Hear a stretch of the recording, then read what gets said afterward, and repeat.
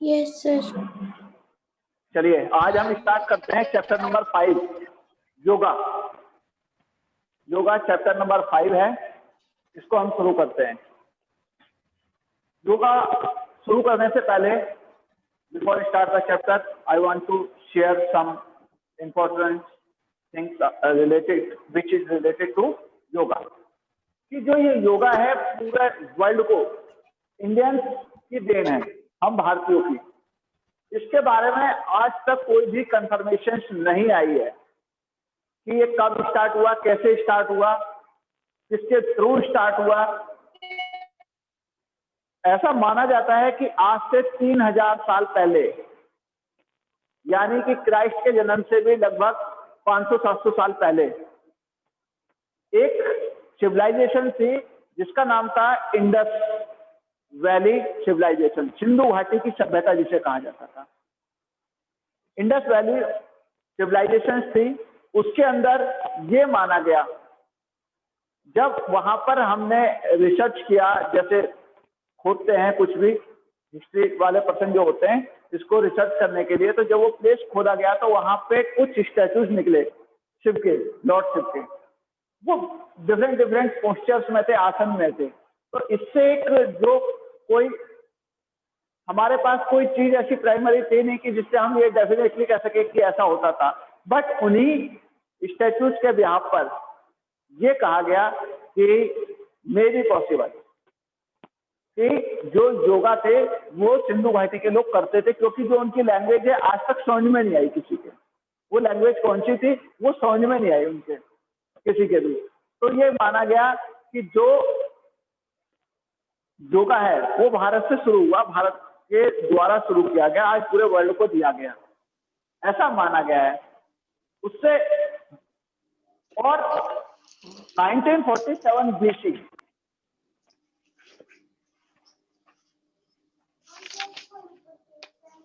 मतलब 147 ईसा पूर्व पतंजलि ने योग सूत्र के अंदर, पतंजलि ने योग सूत्र के अंदर, योग सूत्र नाम की उन्होंने एक बुक लिखी, उसके अंदर इसका वर्णन किया है।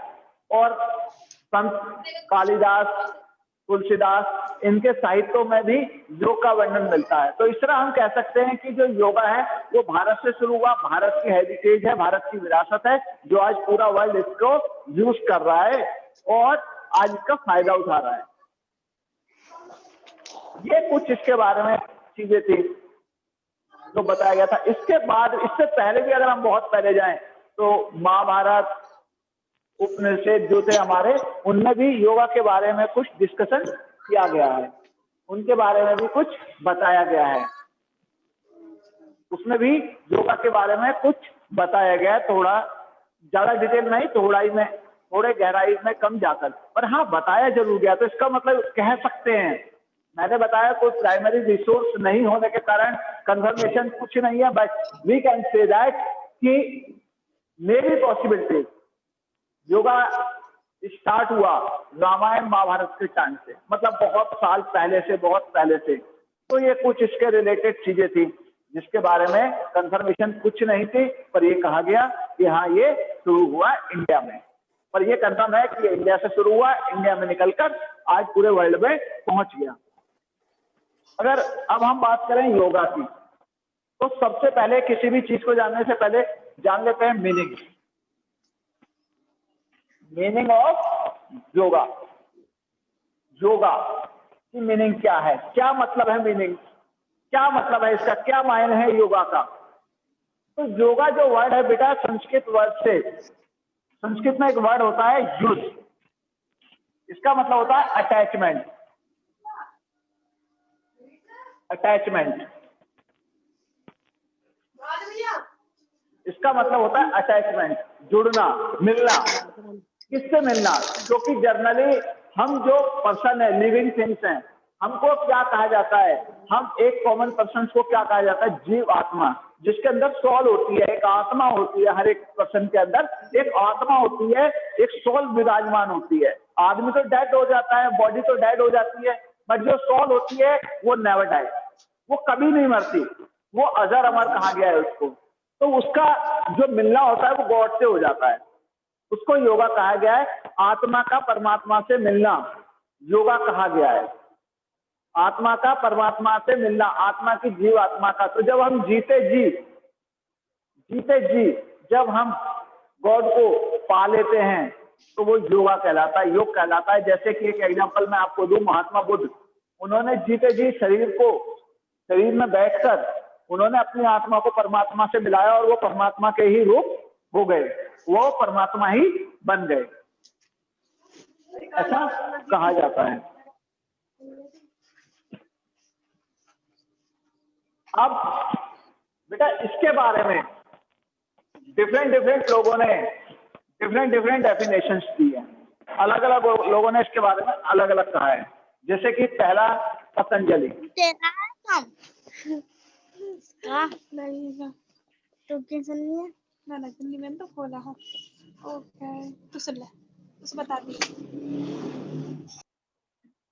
सबसे पहले पतंजलि ने क्या कहा? पतंजलि ने कहा कि अपने माइंड को कंसंट्रेट करना, एक जगह ठहराना, रोकना योगा है। उन्होंने कहा कि माइंड को एक जगह स्थिर रखना, एक जगह रोक कर रखना, वो योगा है। माइंड को एक जगह बैठा के रखना वो एक योगा है। माइंड का कंसंट्रेशन ना बिगड़े, जिसे हम आज की डेट में जिसे कहा जाता है आज की डेट के लिए कि योगा क्या है। योगा जनरली हम physical fitness as well as mental fitness के लिए करते हैं, मेंटल पावर को इंप्रूव करने के लिए करते हैं। यही तो करते हैं हम, और किस लिए कर रहे हैं? इसीलिए तो हम करते हैं। दूसरे, इसके बाद वेद व्यास। Who is Ved Vyas? वेद व्यास कौन है? Ved Vyas writer of the Mahabharat, जिन्होंने महाभारत लिखी है वो वेद व्यास है। कहते हैं समाधि मतलब जो लास्ट एलिमेंट होता है, अपने आप को भूलकर खो जाना परमात्मा में, वो योग है। अपने आप को भूलकर खो जाना ये योग है। योगा इज ए अटेंटिंग पोज, एक लगातार एक पोज में रहना, एक समाधि में आ जाना, एक अवधारणा में आ जाना, ये योग है।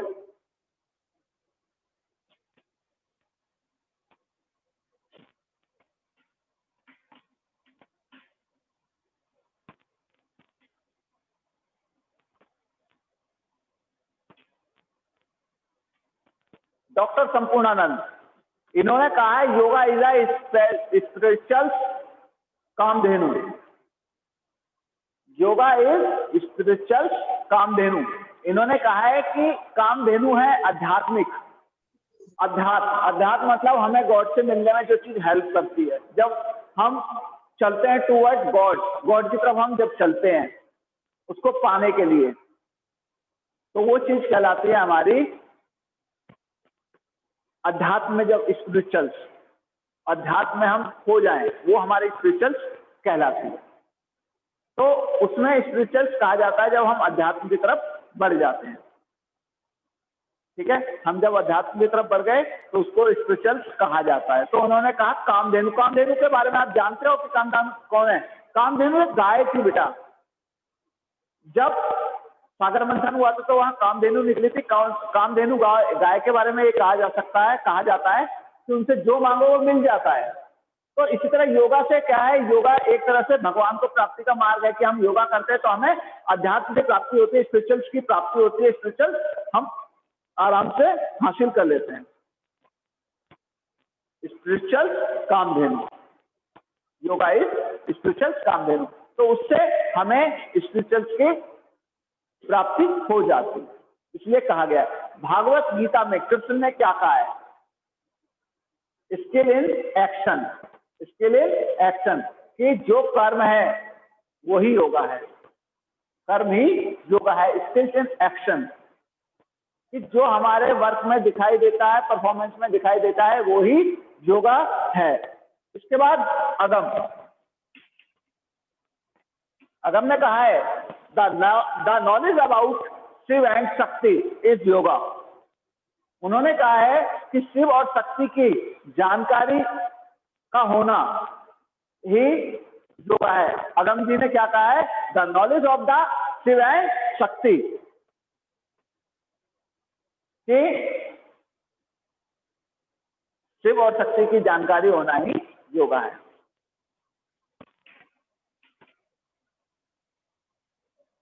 भारती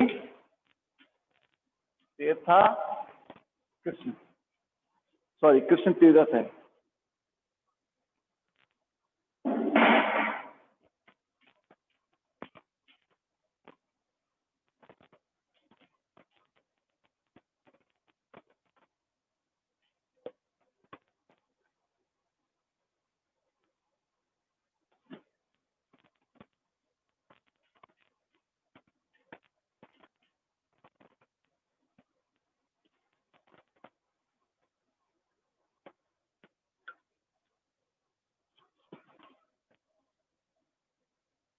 भारती कृष्ण तीर्थ ने क्या कहा है? उन्होंने कहा है oneness of man with God is known as yoga. भगवान से व्यक्ति की एकता, मतलब वननेस मैन, आदमी का लगाव, जुड़ जाना आदमी का किससे? भगवान से, वो योगा है। तो योगा को क्या कहा? अटैचमेंट विद द गॉड कहा उन्होंने, एक तरह से अटैचमेंट विद द गॉड। ये कुछ इसकी डेफिनेशन निकल के आई है। तो इनके थ्रू हमें पता चलता है योगा क्या है। अब कोई भी क्वेश्चन से रिलेटेड आता है तो कौन सी डेफिनेशन किसकी है बेटा, ये याद होना चाहिए, आपको रिमेंबर होना चाहिए। इसके बाद हम अगले टॉपिक पे चलते हैं। इसके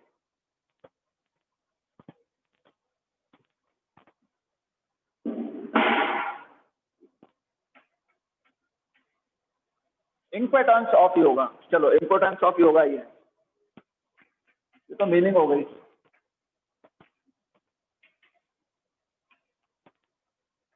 ऑफ योगा, इम्पोर्टेंस क्या है योगा की? योग का महत्व क्या है? महत्व, योगा का महत्व, योगा के महत्व के बारे में बताना है हमें कि क्या महत्व है। बेटा मैंने बताया,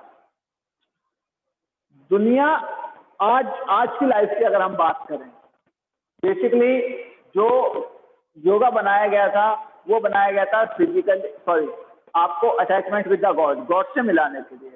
पर आज की डेट में अगर हम फिजिकल फिटनेस को, मेंटल फिटनेस को ध्यान में रखें तो योगा बहुत ज्यादा नेसेसरी हो गया। जैसे पूरे दिन हमारे अंदर थकान है तो हम अर्लियर मॉर्निंग योगा करते हैं तो उससे वो जो थकान होती है वो पूरे दिन कम रहती है हमें, या हमारे ऊपर बहुत ज्यादा मेंटल प्रेशर है तो योगा करने से वो भी कम हो जाता है। ये चीजें हम आज मानते हैं, बट इन द स्टार्टिंग जो था कि केवल ये जो था मान्यता थी कि अटैचमेंट विद द गॉड से मिलने का एक जरिया है। मैं आपको बताना चाहूँ कि जैसे महात्मा बुद्ध के बारे में सभी जानते हैं। उनके पास क्या नहीं था बेटा? उनके पास क्या नहीं था? राजा थे, ही वॉज किंग। सिद्धार्था नाम था उनका, सिद्धार्था नाम था। क्या नहीं था उनके पास? लाइफ की हर चीज थी, जो भी मेटलिस्टिक थिंग्स थी उस समय की, वो सारी उनके पास थी। फिर भी वो हैप्पी नहीं थे, खुश नहीं थे। क्यों? क्योंकि जो उनकी सॉल थी वो जानती थी कि वो अलग है अपने गॉड से। तो उन्होंने उसको पाने के लिए बहुत ज्यादा तप किया है। 13 साल तक एक ही पेड़ के नीचे बैठकर उन्होंने तपस्या करी। एक ही पेड़ के नीचे बैठ के उन्होंने तपस्या करी।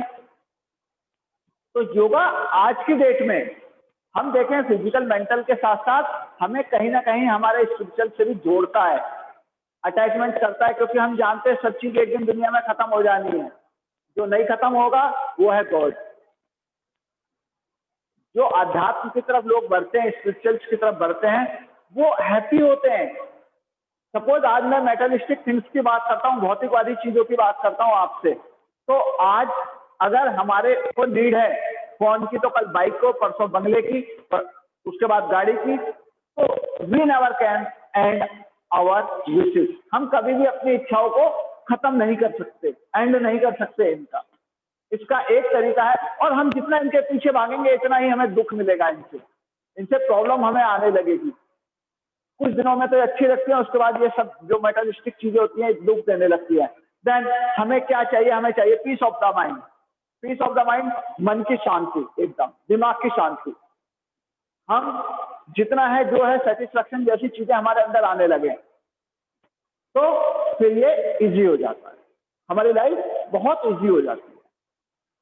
तो ये योगा की बहुत ज्यादा इंपॉर्टेंस है कि वो हमें भौतिकवादी चीजों से हटाता है, हमें हमारे कर्म की तरफ ले जाता है जहां हमें जाना है, हमें स्पिरिचुअल्स की तरफ ले जाता है जहां हमें लास्ट में वहीं पहुंचना है। और हम इतने परेशान नहीं हो पाते, क्योंकि जब देखिए कोई फिजिकल मेंटली स्ट्रेस नहीं होगा तो आदमी अपने आप ही खुश रहेगा। ऑब्वियसली लाइफ में हैप्पी रहने का कोई तरीका ऐसा है तो खुद से, सेल्फ से अपनी नेसेसिटीज को कम कर देना। तो योगा इसमें हेल्प करता है। इसके बाद किन हार्वर्ड ने कहा है कि ना तो लोग अमीरी में खुश हैं और ना ही गरीबी में। ना ही लोग अमीरी में खुश रह सकते हैं और ना ही गरीबी में। चलो गरीबी का समझ में आता है कि गरीबी में भाई कैसे है, प्रॉब्लम है, कैसे आदमी खुश रहेगा। बट अमीरी के बारे में, भाई बहुत ज्यादा पैसा आदमी रिच है, after that he is not happy. Why? What is the reason behind on it? क्या रीजन इसके पीछे? ऐसी क्या बात है जो आदमी के पास पैसा होने के बाद भी वो खुश नहीं रह सकता? Because money is the not parameter of happiness. पैसा कोई पैरामीटर नहीं है हैप्पीनेस का। हैप्पीनेस और money both are the different things. If anybody think about it कि I will happy if I have lot of money, no, it's a wrong, it's a wrong. असली जो money है वो mind of the peace of the mind है, peace of the मन की शांति, दिमाग की शांति। और इसको हम योगा के थ्रू पा सकते हैं।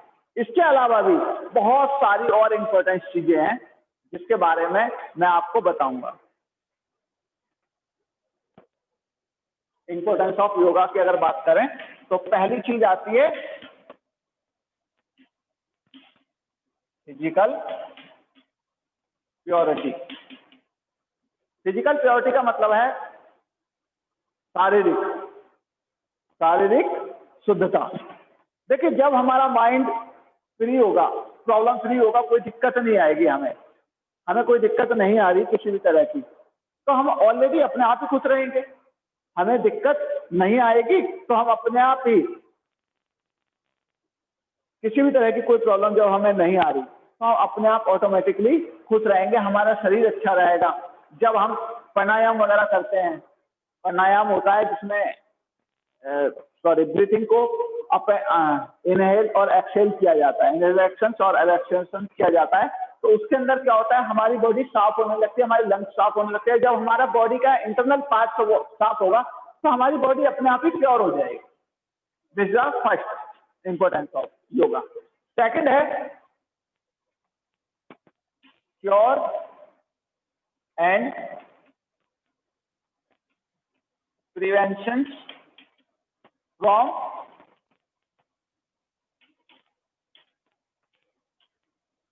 Disease.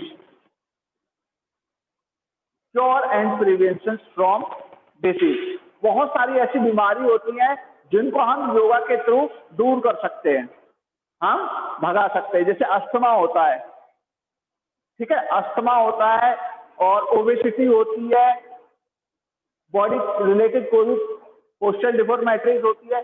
We can through the yoga improvement कर सकते हैं हम इसमें योगा के थ्रू। तो cure and prevention from disease. But बेटा मैं एक बात कहना चाहूंगा यहाँ पे, care is the better than cure. Cure मतलब होता है इलाज। अगर हम अपनी केयर कर लें तो हमें क्योर की जरूरत ना पड़ेगी, हमें क्योर की कोई जरूरत नहीं है अगर हम अपनी केयर करें। अगर हम टेंशन फ्री रहें तो टेंशन को दूर करने की जरूरत ही नहीं आएगी। अगर हम मेंटली ठीक रहेंगे तो दिमाग पे जोर डालेंगे नहीं इतना, ठीक है। तो ये होता है क्योर। और भी बहुत सारी ऐसी डिजीज हैं, आजकल तो हाइपरटेंशन है, हाइपरटेंशन है, बहुत सारे आसन होते हैं जो हमारे ब्लड प्रेशर को कंट्रोल करके रखते हैं, या लेडीज की कोई प्रॉब्लम है, कोई भी जिसकी भी कोई भी प्रॉब्लम होती है, बहुत सारे डिजीज में फायदा करता है योगा। योगा बहुत सारी चीज में फायदा करता है।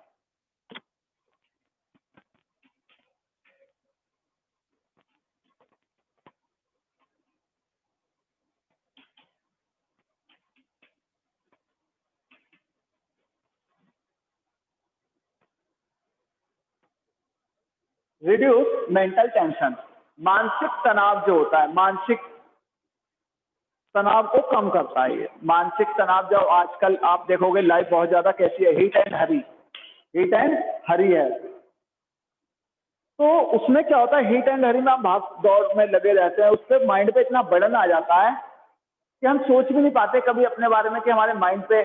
मैं अगर आपसे आपसे आज बात करूं तो मैं आपसे कहना चाहूंगा, आज से 40-45 साल पहले इंडिया के अंदर कोई हार्ट अटैक नहीं होता था, कोई भी हार्ट अटैक नहीं होता था। क्यों?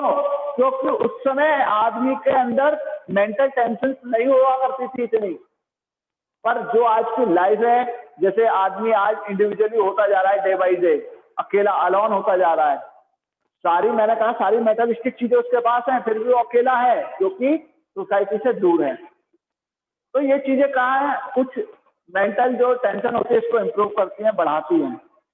पर through the yoga we can reduce, reduce कर सकते हैं, इसको कम कर सकते हैं।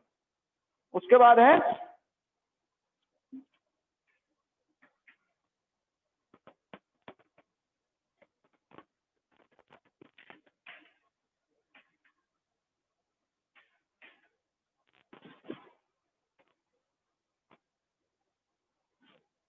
Beautification of body.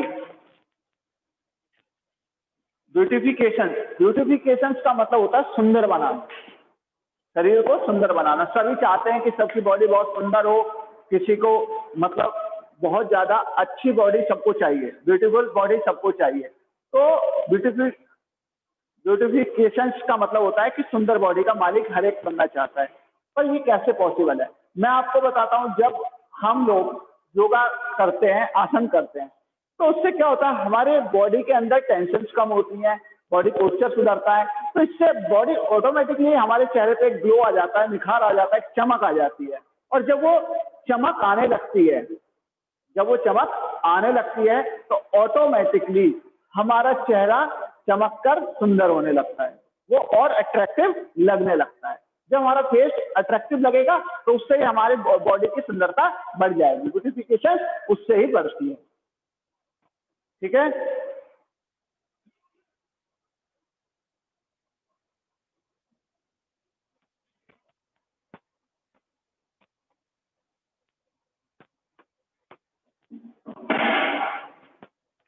फिफ्थ,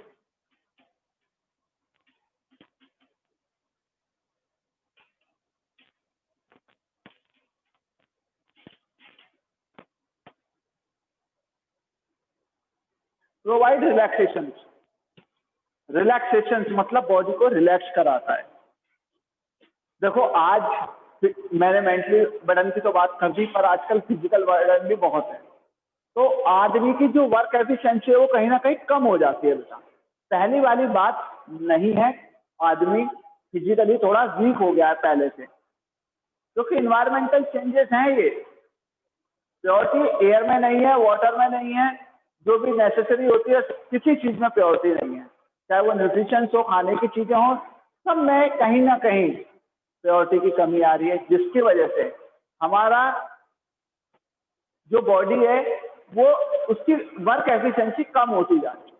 तो हम बहुत सारे मयूरासन, ताड़ासन ऐसे आसन करके हम अपने बॉडी को, या मेडिटेटिव आसन करके, जो ध्यान वाले आसन है, उससे क्या करते हैं, वो थकान जो होती है, फटीग, टायर्डनेस, उससे अपने आप को सेव कर सकते हैं, बचा सकते हैं। और जितनी ये थकान कम होगी उतना ही हमें अच्छा आनंद की महसूस होगा, आनंद महसूस होगा।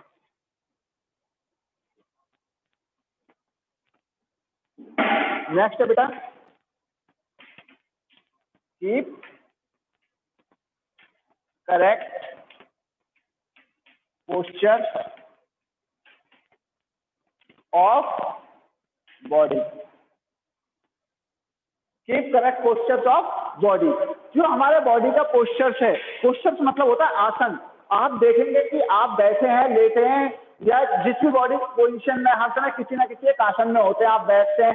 आजकल हम देखते हैं कि हमारा बैठने का स्टाइल, खड़े होने का स्टाइल, चलने का स्टाइल सब चेंज हो गया है। क्या राइट है क्या रॉन्ग है हमें उससे मतलब नहीं, हम केवल अपने आप में चले जा रहे हैं। तो उससे क्या होता है, कभी कभी हमारा जो बॉडी पोस्चर होता है वो खराब होने लगता है। देखते हैं आदमी ये झुक के चलने लगता है, यंग एज में भी झुक के चलता है, या फिर सीधा बैठता नहीं है, चेयर पे लेट के खाना खाता है। कुछ ऐसी हैबिचुअल हो जाता है जिससे उसका बॉडी पोस्चर में डिफॉर्मेटरीज आ जाती है, और उसी डिफॉर्मेटरीज को वो कम कर सकता है। किसके थ्रू?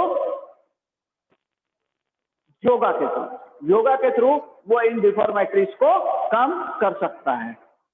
ठीक है, बहुत सारे आसन होते हैं।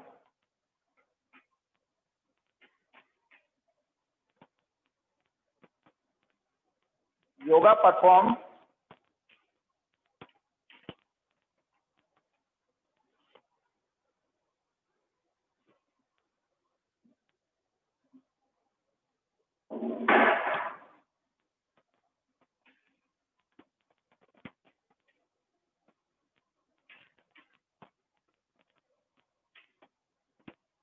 Easily,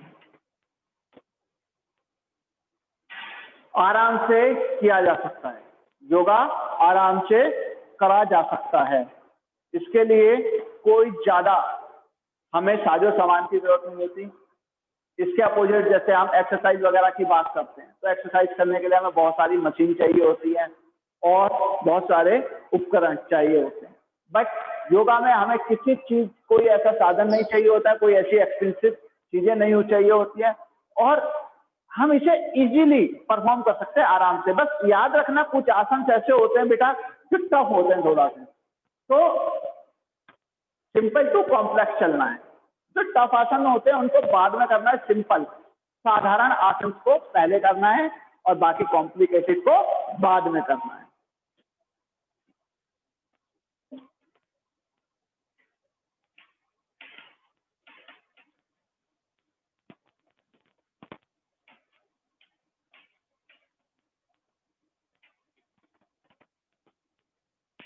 spiritual development. Spiritual development का मतलब क्या है? मैंने बताया था आपको अध्यात्म। अध्यात्म मतलब गॉड की तरफ, गॉड का ध्यान लगाना, वो स्पिरिचुअल्स होता है। गॉड टूवर्ड्स गॉड, भगवान की तरफ चलना। भगवान हम सबके अंदर है, हमारे माइंड में होता है। केवल मंदिर, मस्जिद, चर्च, अगर हम यहाँ सोचे कि यहाँ ही भगवान है, तो ऐसा नहीं है। वो हर समय हमारे साथ है। तो हमें उसकी खोज करनी है केवल। अब खोज करने का सही तरीका क्या है? हमें कब खोज करनी है? हमें देखना है कि वो हमें कब मिलेगा। तो जब हम उसकी तरफ बढ़ेंगे तभी तो मिलेगा। और जब हम योगा वगैरह करते हैं तो वहां पे बहुत सारे मेडिटेटिव आसन होते हैं, ध्यान लगाने वाले आसन होते हैं, और जब हम उन आसनों को परफॉर्म करते हैं तो कहीं ना कहीं हमारा कंसंट्रेशन दुनिया से निकलकर गॉड की तरफ बढ़ता है। हम दुनियादारी की चीजों को भूल जाते हैं और गॉड की तरफ ध्यान लगाते हैं और गॉड की तरफ आगे बढ़ते हैं। तो this also you can say कि yoga is the one way to attachment with the god. God से मिलने का एक तरीका योगा है, ये भी हम कह सकते हैं।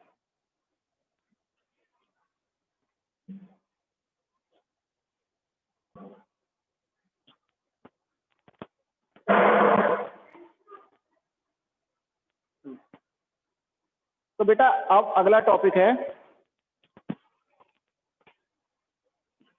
इसमें अगला बेनिफिट, जो अगली इंपॉर्टेंस है वो है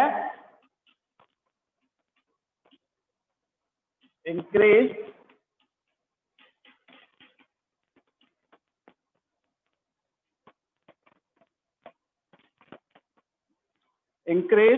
फ्लेक्सिबिलिटी। आइए, फ्लेक्सिबिलिटी इसका मतलब क्या होता है? लचक। लचक को बढ़ाती है। लचक को बढ़ाती है, हमारी बॉडी की फ्लेक्सिबिलिटीज को बढ़ाती है। क्योंकि जब हम देखते हैं कि जब हम परफॉर्म करते हैं, योगा को परफॉर्म करते हैं, तो उसके अंदर हमारे जो बॉन्स होते हैं और जॉइंट्स होते हैं वो खुल जाते हैं और हमारी फ्लेक्सिबिलिटी बढ़ती है। फ्लेक्सिबिलिटी बढ़ने का क्या मतलब होता है? हमारा जो फिजिकल कंपोनेंट्स है, एक फिजिकल फिटनेस के 4 कंपोनेंट्स में से एक कंपोनेंट फ्लेक्सिबिलिटी भी है।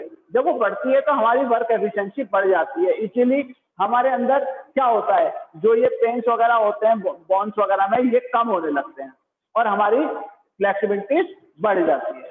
फ्लेक्सिबिलिटीज बढ़ने से हम काम को बहुत इजीली परफॉर्म कर पाते हैं। चक्रासन, धनुरासन, हल आसन, भुजंगासन, शलभासन, ये कुछ आसन है जो हेल्प करते हैं हमारी फ्लेक्सिबिलिटीज को इंक्रीज करने में।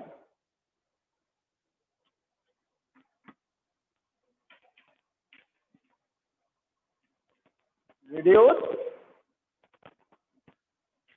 ओबेसिटी। बस बेटा क्लास खत्म होने वाली है विदिन में। तो रिड्यूस ओबेसिटी, ओबेसिटी का मतलब होता है मोटापा, मोटापे का कम होना। तो ये हेल्प करता है। बहुत सारे ऐसे मेडिटेटिव आसन होते हैं, जब हम ध्यान से बैठते हैं तो कहीं ना कहीं इफेक्ट डालते हैं हमारी ओबेसिटी के अंदर, और हमारा मोटापा जितना कम होगा उतनी हमारी फिजिकल फिटनेस बहुत अच्छी रहेगी। और ये हेल्प करता है रिड्यूस करने में हमारे मोटापे को, क्योंकि मोटापे को एक बीमारी का घर कहा गया है। In general language we can say that obesity is the house of disease. तो ये कह सकते हैं। पर क्या है कि जैसे जैसे हम परफॉर्म करेंगे उसके थ्रू हमारा जो मोटापा है वो कम होता चला जाएगा, और जितना मोटापा कम होगा उतनी हमारी वर्क एफिशिएंसी बढ़ जाएगी। तो आज कुछ ये 10 टॉपिक थे, आपके 2 टॉपिक रह गए हैं, केवल 2 टॉपिक। कल मैं एक एक्स्ट्रा क्लास का लिंक भेजूंगा, तो